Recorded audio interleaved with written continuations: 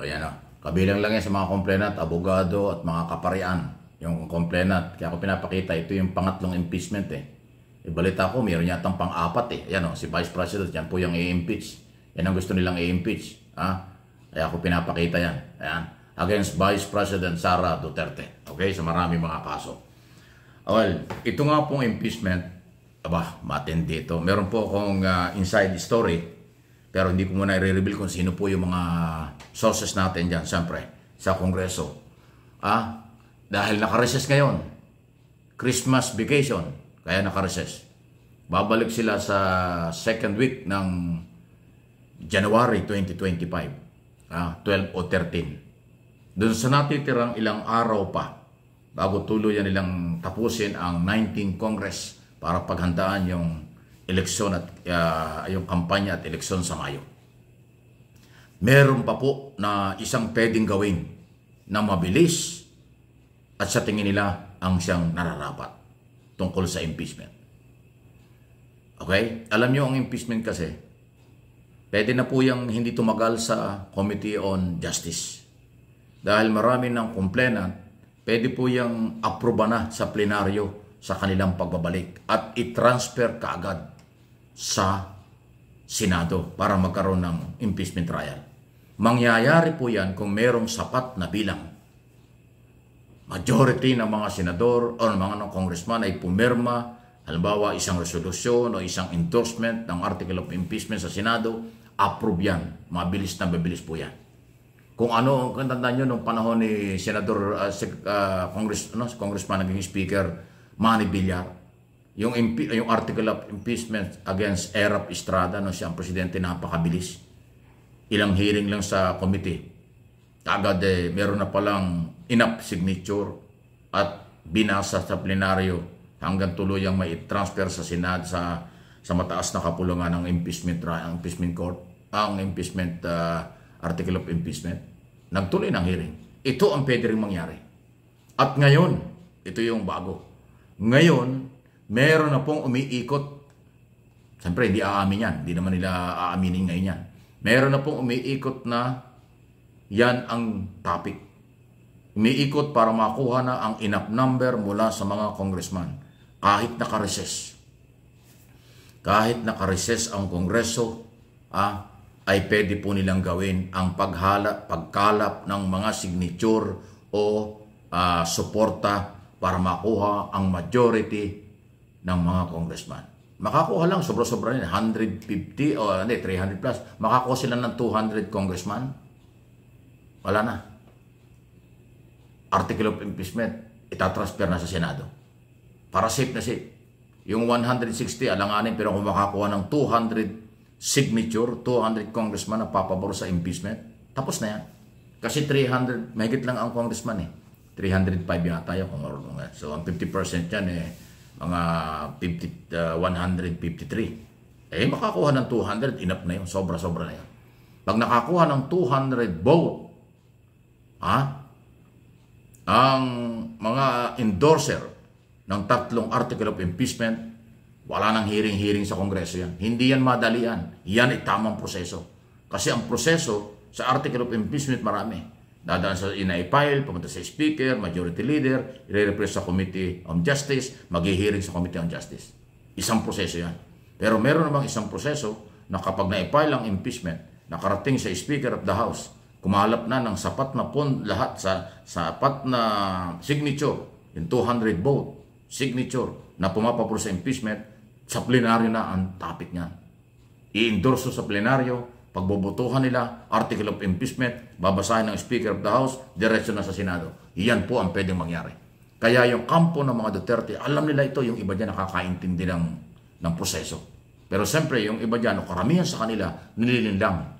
Sinasabi lang mali ito, mali yan. Hindi po yan mali.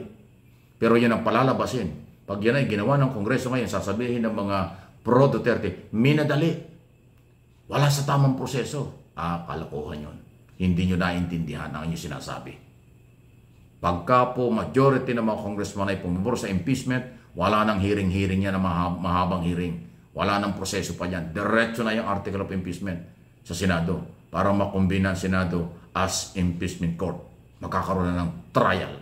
Total, yun, alam niyo kung bakit pwedeng mangyari yan? Kasi inamin na ng mga Duterte, inamin na ni Sara, welcome sa kanyang impeachment. Nakahanda na ang kanyang mga abogado. Ang gusto nga niyang abogadong isa pa o nabubolunteer si Digong Duterte, ang kanyang ama. Hindi ko alam kung pwede. So pag sinabi ni Sara na welcome sa kanya, okay lang pala eh. Di ba? Haharapin niya. At katunayan, sa last statement niya bago nagpasko or tama, sabi niya, handa na ang kanyang mga abogado. Di ba? Bakit kayong mga Duterte supporters umaangal ngayon? Kaya walang gagawin ngayon ng Kongreso kung hindi i-transfer na sa Senado ang article of impeachment na ito para magkaroon ng trial. Kasi yun ang gusto ni Sara. Harapin niya ang trial. Hindi niya tatakasan. Di napakaganda yung trial. Yun ang proseso. So hindi na kailangan patagalin o hindi na kailangan mabinbin ito. Kaya nga po yung sinasabi ko na meron na pong umiikot. Siyempre, pag inap na yung number, puputok na lang bigla yan sa kailang pagbabalik sa 12 o 13 ng January. Hindi naman i-expose nila ngayon yan eh. Kung meron naman, wala namang aamin yan eh. Kaya, yung biglaan po kasi yung pag-approve sa plenaryo.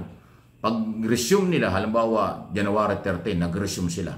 Biglang may tumayo doon, nag-sponsor tungkol sa impeachment ni Sara. Tapos merong enough number. Tapos meron palang signature nga. Walang magagawa ang speaker dyan kung hindi i-endorso. Kasi pag majority decision sa plenaryo, majority ng mga congressman ay pumabor sa isang topic, walang gagawin ang speaker kung hindi aproban yan. Kasi ang trabaho ng speaker, mag-preside lang. Panindigan ang rule, ang kanilang policy, tapos pag naaayon sa rules nila, at nag-suggest ang majority na yun ang gusto nila, a-aproban ng speaker. At pag in-approve ng speaker yan, article of impeachment, tuloy-tuloy na yan sa Senado. Kaya, yung sinabi ni Sara Duterte na welcome sa kanyang impeachment, haharapin niya, handa na kanyang mga abogado, huwag na kayong magulat, mga Duterte supporters, huwag kayong magbulag-bulagan. Pwedeng mangyari ang trial. Hindi pa tapos ang 19th Congress. Baka hindi nila kasi inasikaso itong bago nag-recess kasi nakapokus sila sa budget. Nandun ang panahon nila sa pag-approve ng budget. Ngayon nga hindi pa nga tapos yan. January, wala na silang gagawin. Open close na lang yan eh. 3 araw na lang yata o 4 na araw na lang. Pero pag nagawa yung article of impeachment at na-transfer sa Senado, mapipilitan ng Senado na sila ay mag-trial kahit nakareses yan. Kasi trabaho nila yun. Huwag nating kalimutan, lagi kong sinasabi, ulitin ko, mandato ng Congressman at Senado ang impeachment kapag may nag-file ay talakayan yan. I-reject nila, karapatan nila yon. Ituloy nila, karapatan nila yon. Pero yung deadma o ibabaliwala, hindi nila trabaho yun. Meron silang paglabag sa ating saligang batas. Kasi mandato nila na talakayin kapag may impeachment. Kung may ebidensya, ituloy. Kung wala, i-dismiss. Yan ang trabaho nila. Pero dahil nga sa betrayal of public trust, graft and corruption, bribery at saka perjury, pagsisinungaling, napakabigat. Yung 5 o 6 ang article of impeachment sa mga impeachable official. Yung nung ebidensya. Betrayal of public trust, corruption, yan. Isa lang ang hindi nasama nila kasi wala pa naman. Yung treason, pagtataksil sa bayan, hindi kasama yun kasi wala naman ganon. Pero yung betrayal of public trust, napakabigat po niyan. Maniwala kayo. So inuulit ko, may mangyayari pa. Hindi pa po tapos ang impeachment ni Sara Duterte. Baka sa pagbabalik na January, diyan natin masaksiyan. Pwede nilang aminin o hindi, pero meron na pong matinding pagkilos kahit nakareses. Kailangan nilang aksyonan ang kaso against Duterte or impeachment against Sara Duterte. Please like, share para maintindihan ninyo. Diyan lang po kayo at hindi ko pakakawalan. Marami mga issue rito sa ating bansa. Kahit na ano yan, sa gobyerno, sa anti-government, babalita natin yan. Huwag kayo magpalinlang, magpapaniwala sa mga propaganda ng iba dyan. Marami hong propagandista ngayon. Sa kung magkaano usapan nila, hindi ko alam.